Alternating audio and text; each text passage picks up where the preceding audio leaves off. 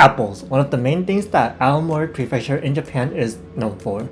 Having little to no prior knowledge of Aomori beforehand, aside from the fact that they produce a majority of the apples in Japan, I made my way to Aomori City and Hachinohe to continue my trip from Hokkaido to Tokyo.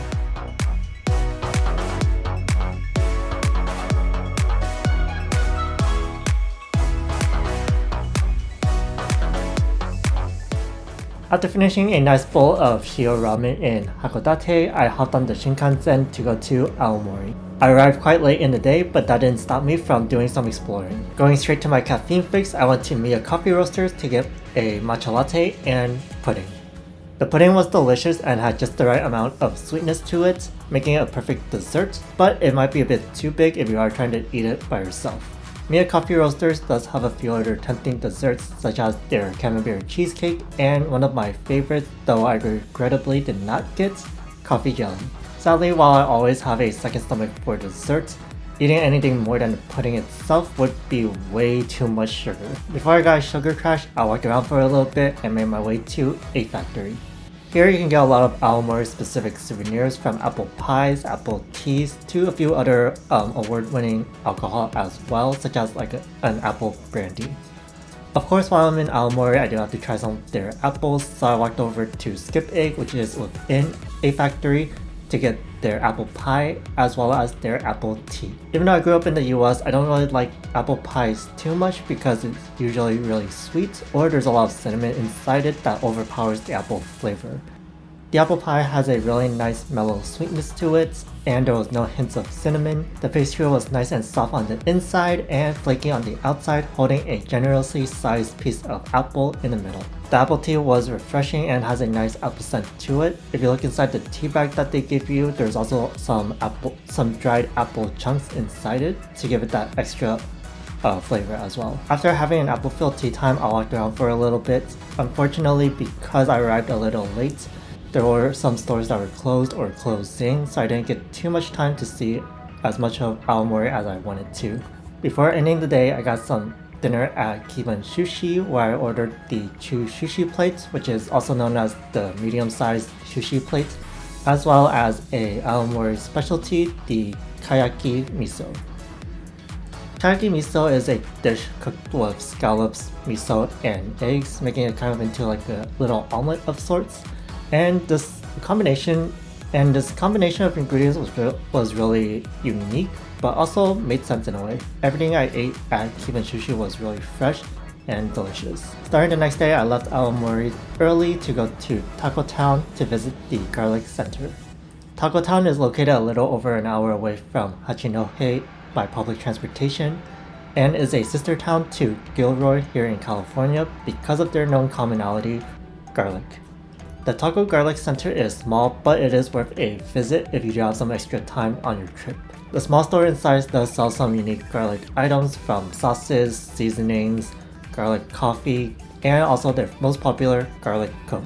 So here I do have some garlic coffee that I bought from the garlic center. My Google translated this, it did say that there's no coffee inside it. I'm not really sure about that. When I opened it up, it did have a really strong garlic scent, and I did pour myself a cup just to give it a try. Oh, that's pretty good actually. That is pretty good. If you do love coffee and garlic, I would say give this a try. Like I said, I don't know if they do have coffee inside this. It does taste like coffee, but I don't know if there's any actual coffee beans or caffeine inside it as well. It does taste like the name says, and it's pretty good. I would recommend this actually. This is pretty nice. I should have bought more.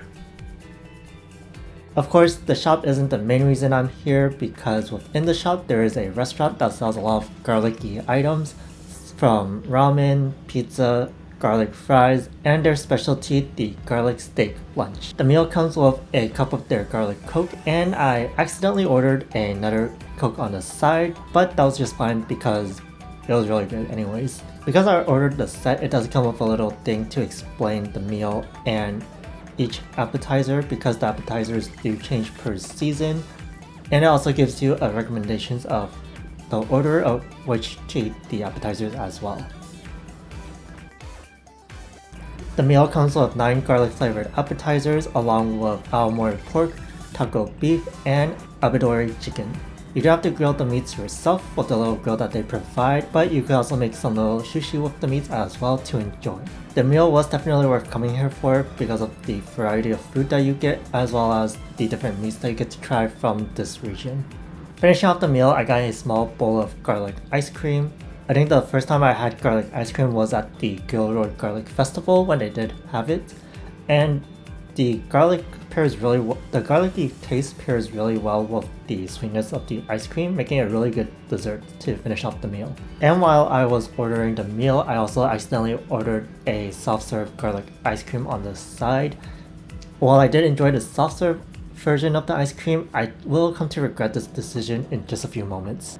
Finishing up my meal, the workers graciously provided a strong mint candy at the counter for those of you who may not want a strong garlic breath at the end of your meal. Now, you know how I said I was going to regret the decision of that self-serve ice cream that I accidentally ordered? Well, to get to the garlic center, you do have to take a train and then a bus.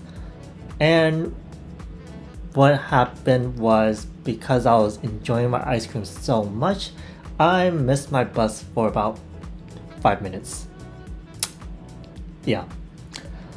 And little did I know, because Takko Town is such a remote location, the next bus wasn't arriving for another 2 hours.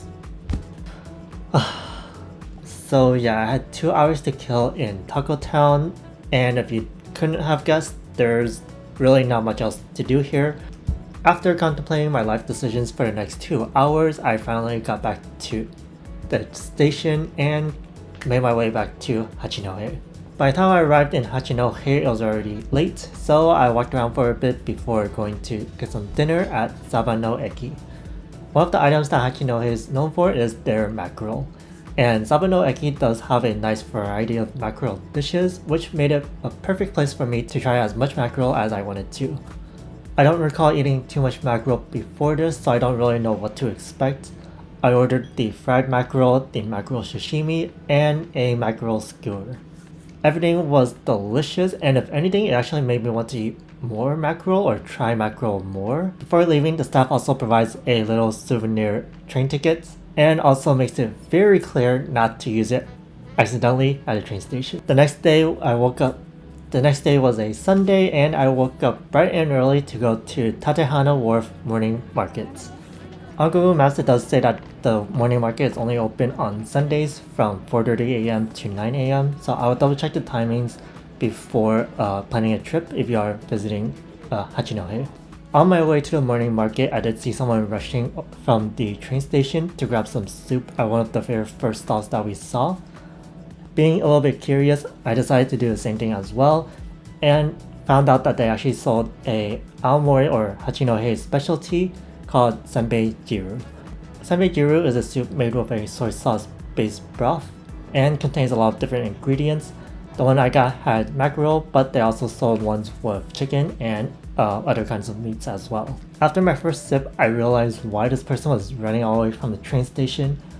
Mind you, I did come on a summer morning, so it was pretty hot already, even though it was early.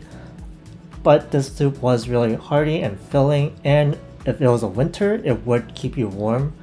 But in the summer, I was sweating a lot, but this was definitely really good soup to try, and I would definitely recommend trying this if you do visit. While there was a lot of food at the market, I also did not bring enough cash, so I didn't get to try as much as I wanted to, but I did get a chance to walk around the market, and I got one of the largest oysters I've ever seen for a fairly decent price, which was about 400 yen or about 350 USD. So not too expensive. Aside from the soup and the oyster, I also got a grilled mochi that was lightly coated in sweet soy sauce. Honestly, I just love grilled mochi, so I would call this a win. With my time at Tatehana Wharf Morning Market at an end, so does my time at Aomori Prefecture. I had a really good time on this leg of the trip, and I would definitely visit again.